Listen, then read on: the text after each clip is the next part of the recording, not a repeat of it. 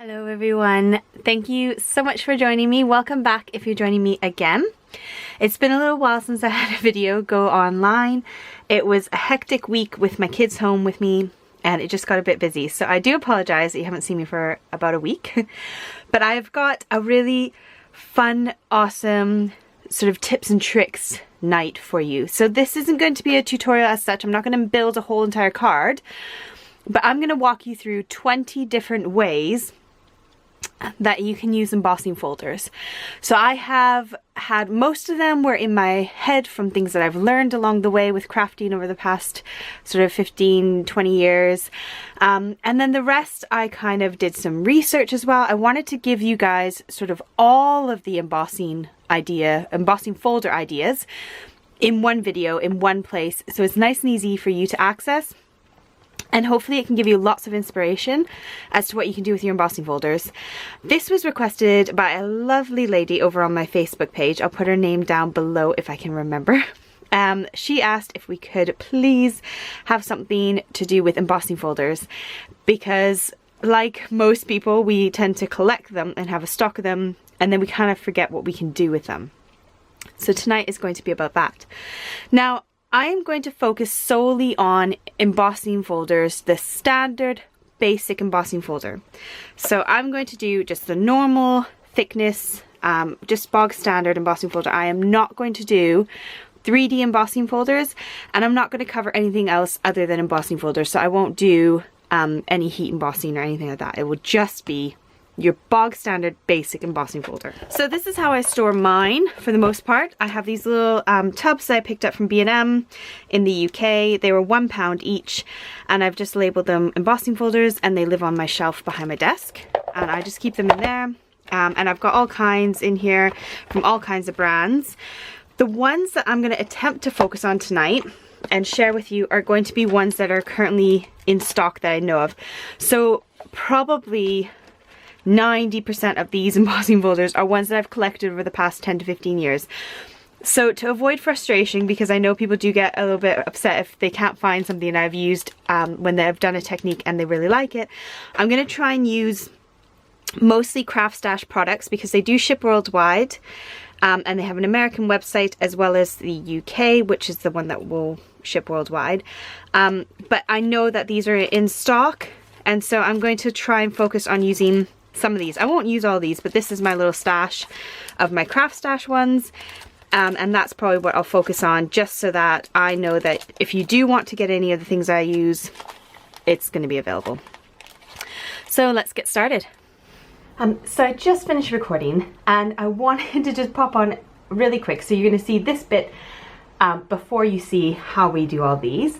I have got 25 ideas for you on how to use embossing folders. I've done 13 today. Now I had to divide it in two because the video is going to get super duper long. Some of them are dead simple and you might get a bit bored and think I know that one, but there are 25, so it might be worth watching. Skipping past the ones that you've done before, I won't be offended.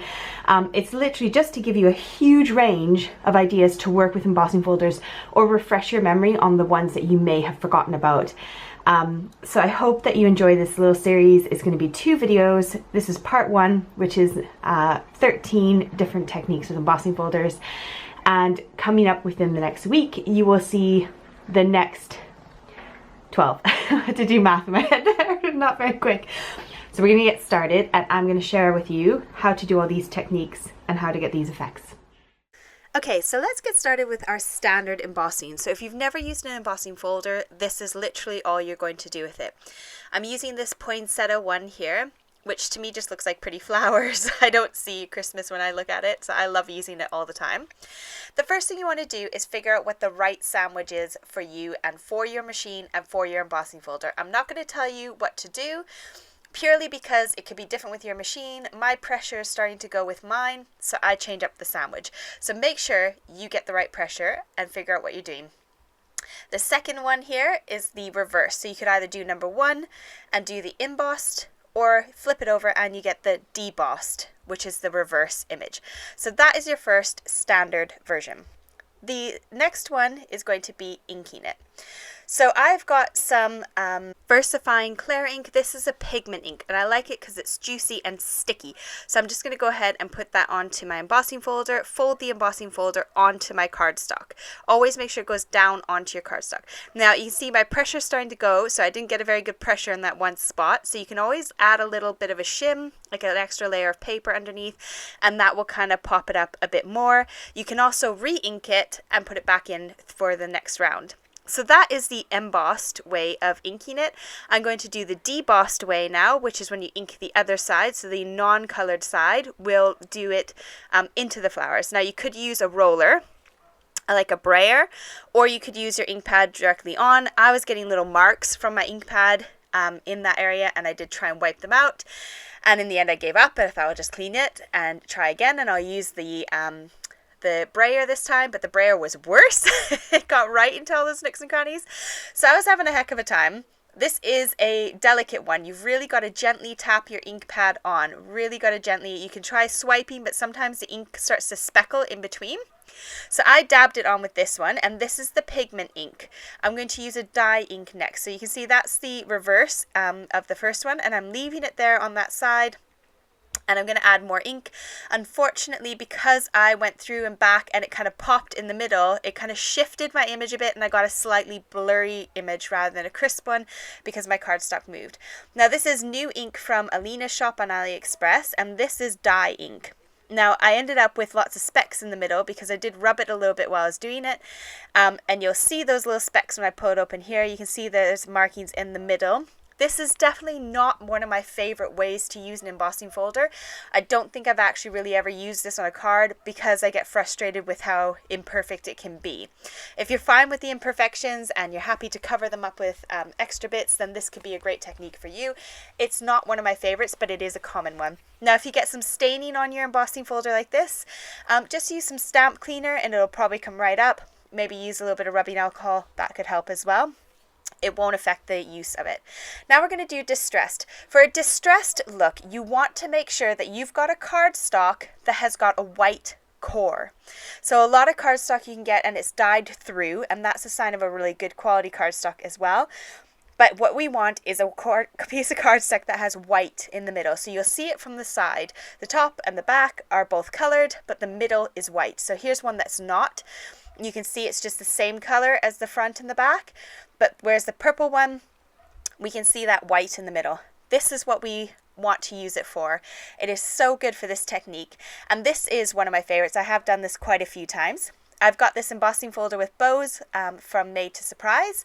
And I'm just going to run it through like I would a standard embossing folder.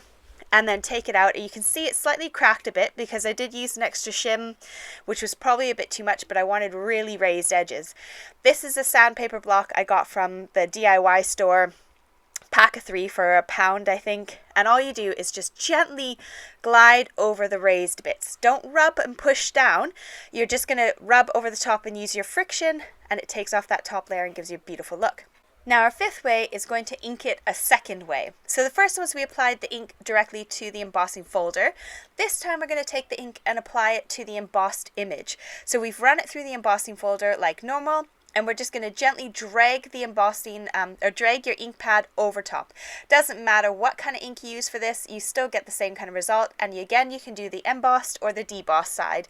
It doesn't matter. Now this is really juicy because it's the brand new color, so it's taking a second to dry, and I am getting my fingers all over it and all over my desk. But this version is much better in my opinion than using the embossing folder to apply ink to the card. So you do get some kind of where you don't want it to go, but a lot more controlled and a lot more juicy, if that makes sense.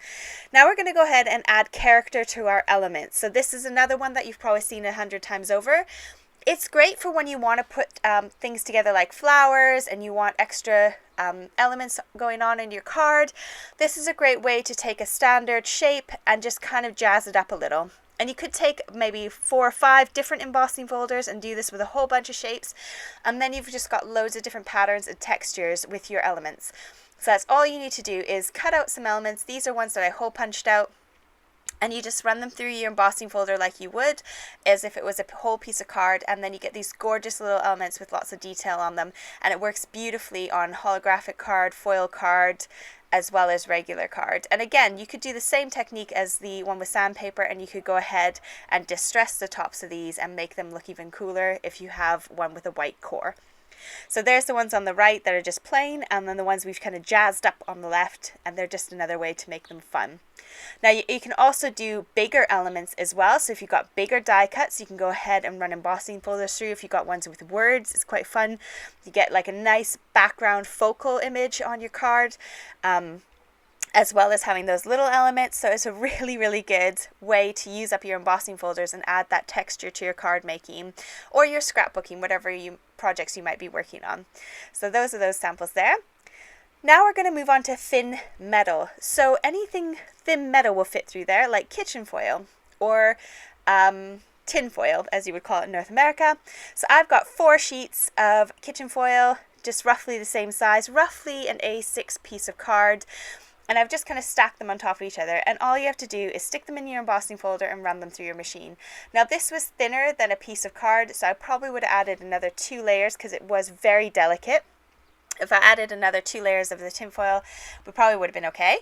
So you can then take your scissors and just trim off any bits that are kind of scraggly, because I'm not so good at lining them up before I put them in. And then you've got a really gorgeous foil element to go on the back of your card. And we'll show you how you can change up those foil elements in a minute.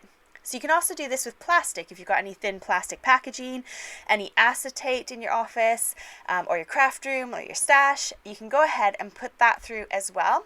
And this is another one that people have seen, but this is great because you could do a shaker card with a textured detailed piece of plastic in the window instead of just a plain bit of plastic. It holds it so beautifully and it doesn't come undone. So it's fantastic for adding onto your cards. You could use that as a background image as well, but I just think using that for a shaker would look really classy and kind of a little bit more upscale, upmarket card making. So it's another great way to use what you've got in your craft room or use up some recycled materials.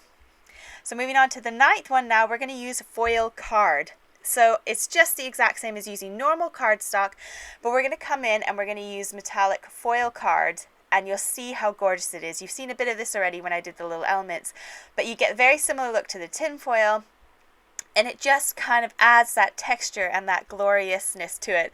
So it's really fun using card as well. Now these are 2 specialty ones, which I said I wasn't going to use, but I had them in my stash and I love the pattern that it puts in. And all it does is it die cuts out a circle in the middle of that one, and this one cuts a door.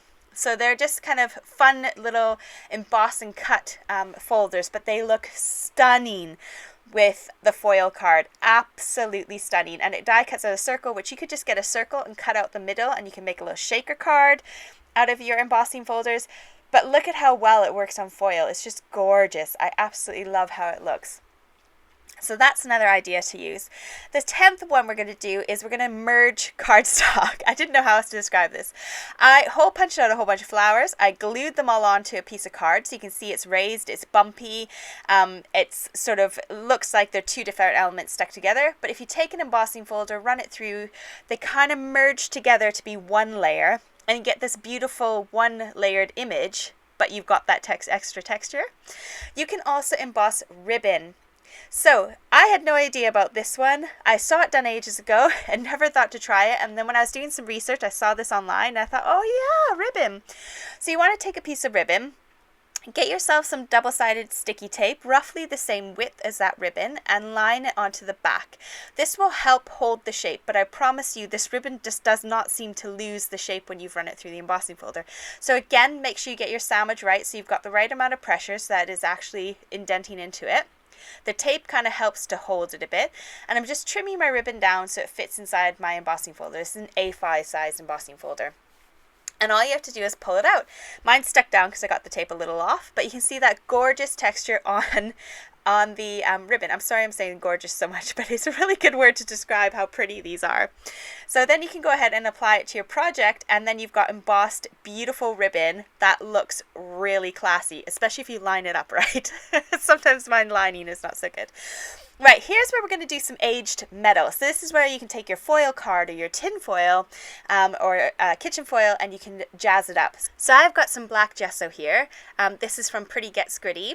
And all I'm doing is just covering my piece of foil card. This is just normal foil card embossed, and I'm covering it completely in the black gesso. Now, you'll see in a minute what I do with that one piece. This one I'm going to do the exact same. So I'm showing you two different versions of how you can do this technique. This one here, I'm applying on the paint. I've left the other one to dry out in the sun. And this one I'm doing just from scratch again, and just getting a really nice heavy layer paint, making sure to get into all the nooks and crannies of the embossing folder. Now what I'm going to do is, while it's still wet, I'm going to come in with a baby wipe, or 2 or 3, because it was getting everywhere. I think I put too much gesso on. And I'm just going to remove bits of it. So you can still see that there's paint stuck in the creases, but I'm just kind of removing a bit of that top layer, and it gives it this sort of aged metallic look. Now here's the one that I left to dry, and now Lou Collins was the one I got this technique from. She had originally done this, dried hers, and then she came in with her baby wipe and wiped it all off. However, or wiped all the raised edges. However, my gesso is so good, it was totally permanent and there was no wiping it off. So I decided to come in with my sanding block. And I am just sanding off those raised edges instead. And you get this gorgeous tarnished look because the metal's no longer really that shiny because of the sanding paper. Now I was very careful not to sand beyond the layer of the metallic foil, because you don't want to take it off and then have white underneath, which is the core of the card. So you have two very different looking bits of foil card using the same product in two different ways. So it's a great way to take your embossing folders and add some aging and distressing to them, to maybe make a more masculine card or a more grungy look card. So it's a great way. Anyways, I love this technique. It was really good fun. I really enjoyed it. So I'm going to move on to the next technique now. This one is number 13, and we are going to do selective or partial embossing. So I'm starting out with some circles. I've hole punched a bunch of circles. I ran it through my Big Shot and realized it didn't work, so I added on some more. So I got 6 in total here that I've glued all together, just using a bit of normal glue, craft glue. And what you can do is you can take that little piece that you've made and you can put it on top of your embossing folder. So again, play with your sandwich to make sure it fits your machine. I'm going to tape it in place, but you can see my cardstock underneath is not very even. It already shifted. And you just run it through your embossing machine. And what you get is it only embosses where that image was. So now you could go ahead and you could die cut out another sort of maybe circle frame to go around it. And you could really accent that middle piece that has been embossed. So again, I'm going to do the same thing here to show you on foil card what it looks like. I'm going to go ahead and stick that circle in the middle, and then I can run it through my machine, and it will only emboss where the pressure is being applied, which is right where that circle is. So again, you can see I've just got the words right where that circle was. So it's great for doing some partial embossing. You can see my face there. Now, I've got some chipboard. You can do this with chipboard as well, or gray board, mount board, the thicker core board. And I've got a big sty, and these things cut through metal, through really thick surfaces, and I'm going to do a reverse image. So I've cut that image out of the middle, and what I want now is I'm going to do the reverse. So it's only going to put the embossing folder on the outside edges rather than the middle.